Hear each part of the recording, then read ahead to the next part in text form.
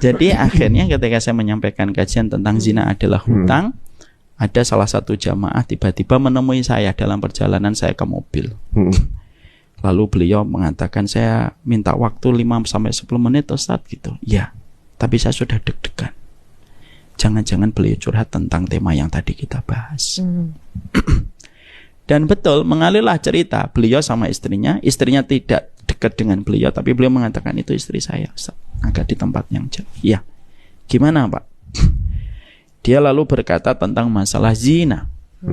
Saya dulu sama istri saya sebelum menikah saya berzina.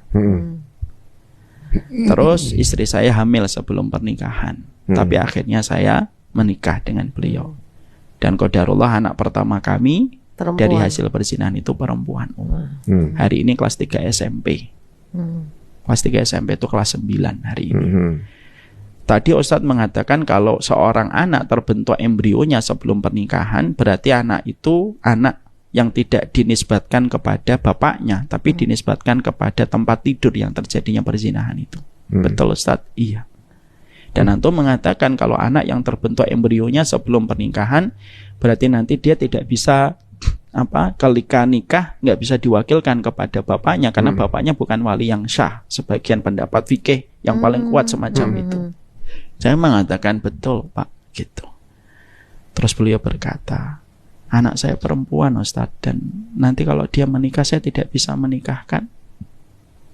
Saya berkata, kalau saya yang punya hukum Pak, mungkin saya akan berbelas kasih sama Bapak, tapi kan hukum bukan milik saya. Dan nanti yang menikahkan bukan Bapak, tapi wali hakim. Saya sudah tobat, saya tahu karena Bapak ini saya kenal familiar. Kalau beliau sedang ngaji itu selalu di soft depan. Tapi tobatnya Bapak insya Allah diterima sama Allah, tetapi status anak tetap sama Pak. Beliau menangis, kita kuatkan gitu, kita peluk. Istrinya pakai cadar Mas. Menangis untuk gini. Gitu, di sela-sela isak tangisnya beliau lalu berkata kepada kami saat itu, kalau saya tahu seberat ini urusan zina di sisi Allah dan konsekuensi hukumnya, saya mungkin akan memikirkan 1000 kali sebelum berzina.